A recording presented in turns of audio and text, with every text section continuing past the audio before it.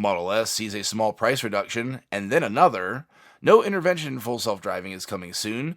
Elon enlightens us on collision properties of next gen Teslas, and Model 3 has a new console. This is Tesla Tidbits episode number 627, recorded for October 14th, 2020.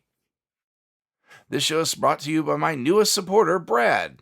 Brad wants to encourage all of you to consider joining him as a supporter of Tesla Tidbits on patreon.com for as little as $1 a month. Let's join together to keep the Tesla Tidbits coming. The start of the show this week comes with Tesla dropping the price of its venerable full-size sedan, the Model S. Inside EVs was my first source among many to show the car now going for $3,000 less, clocking in at $71,990 US, down from its previous spot of $74,990 US.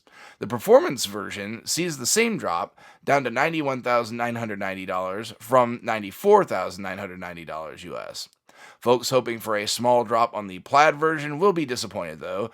It's staying at its $139,990 US asking price. But really, who's quibbling over $3,000 if you're dropping that kind of coin, especially considering that any top-of-the-line product is going to cost you a premium? But then, in late-breaking news right before I was recording, Elon tweets this, quote, "The gauntlet has been thrown down. The prophecy will be fulfilled. Model S price changes to $69,420 tonight," end quote. And sure enough, it has been. So a cool $5,500 drop for the base Model S. The performance version does not pick up the bonus discount, so there is a nice tiering structure here for entry, performance, and plaid. As Inside EVs notes, it's not clear what brought on the cuts, but I'd suspect some new efficiencies have been proven consistent and caused the drop. Next up also comes from the man himself on Twitter. I'll let the quote do the talking. Quote, "Limited full self-driving beta releasing on Tuesday next week as promised. This will at first be limited to a small number of people who are expert and careful drivers," end quote. Certainly makes me wish I had an AP2 car. I think I certainly qualify as one of the most careful drivers in a Tesla. At any rate, it's likely that most of us mortals don't have a shot at this, and anyone getting in on this has a very close tie to the company.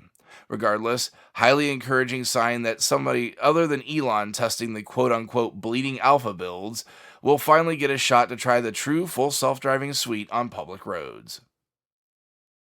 Item number 3 today is again straight from Elon.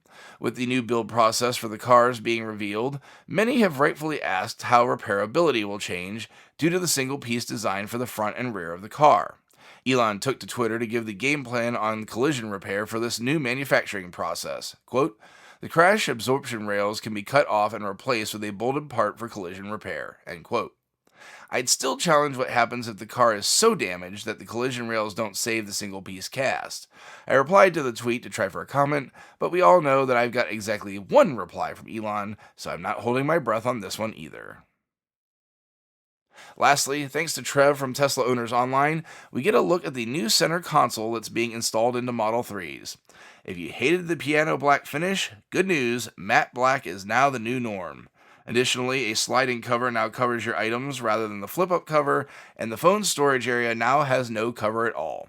Grab a look at the link in the description, and let me know what you think of the changes. That'll do it for today's show. Thanks to all my patrons supporting the show at patreon.com/Tesla Tidbits. And as always, a special shout out to all of the super patrons supporting the show at the $10 plus level.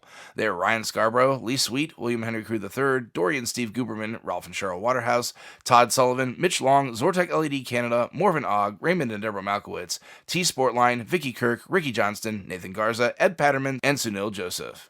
If you have feedback for me, the best way to be heard is to tweet at Tesla Tidbits and use the hashtag AskTeslaTidbits if you'd like your question to be considered for the show. Until next time, keep it charged and hit the road.